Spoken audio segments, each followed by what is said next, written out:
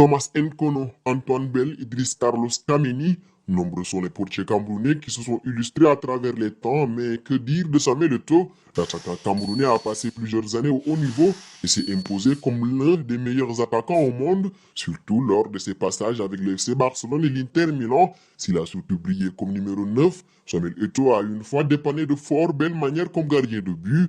Nous sommes en 2000, quand Samuel Eto'o signe en prêt au RCD Majorque, le début d'une belle histoire pour le Camerounais en 13 matchs joués en première division lors de son prêt. Samuel Eto'o va délivrer 4 passes décisives et marquer 6 buts. Majorque achète alors 50% des droits de Samuel Eto'o pour 7,2 millions d'euros. Le Real Madrid conserve l'autre moitié des droits du joueur camerounais afin de le racheter à moitié prix ou récupérer une importante part d'un transfert éventuel d'Eto'o vers un autre club. Dès sa première saison complète avec Majorque, le club finit 3e du championnat derrière le Real Madrid et le Deportivo La Corogne et se qualifie en Ligue des Champions. Samuel Eto'o contribue à cette 3e place en marquant 11 buts en Liga. Eto'o marque son premier but en Ligue des Champions lors du match retour du 3e tour de qualification contre le Hajduk Split, défait 1 but à 0 à l'extérieur. Son but permet à son équipe de l'emporter 2 buts à 0 après prolongation.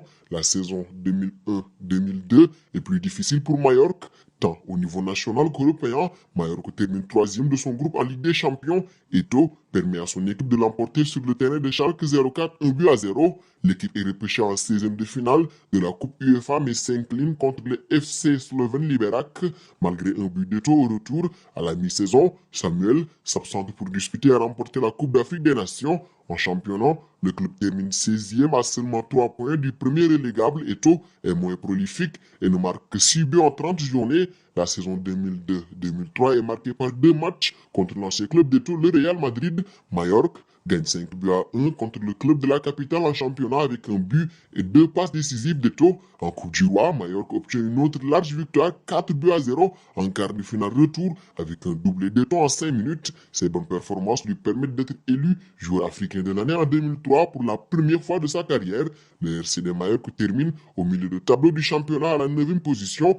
Parti disputer la Coupe des Confédérations avec sa sélection, le buteur reçoit l'autorisation de repartir en Espagne en pleine compétition pour y disputer la finale de Coupe du Roi, remportée contre Huelva grâce à un doublé de Samuel Eto'o, 3 buts à 0. C'est donc là une très bonne passe pour Samuel Eto'o. L'attaquant camerounais aide considérablement son équipe, mais le fait le plus marquant reste sans doute son sacrifice en jouant gardien de but. Une anecdote que plusieurs ne connaissaient pas, mais l'ancien capitaine des Lions Indomptables a gardé une fois les buts. L'ancien attaquant de FC Barcelone avait réalisé un passage réussi dans les buts, c'était en 2003, lorsqu'il jouait encore avec Majorque dans un match face à l'Athletic Bilbao. Eto'o avait remplacé Léo Franco, expulsé alors que son équipe a épuisé ses changements et a réussi à tenir la baraque en gardant sa cage inviolée, un signe majeur de l'abnégation de Samuel Eto'o qui ne rechigne jamais à apporter son soutien dans le rectangle vert. Le RCD Majorque en est témoin des fois et des fois. À l'été 2004 d'ailleurs, après 4 ans à Majorque, Eto'o quittait le club en tant que meilleur buteur de son histoire en Liga avec 54 buts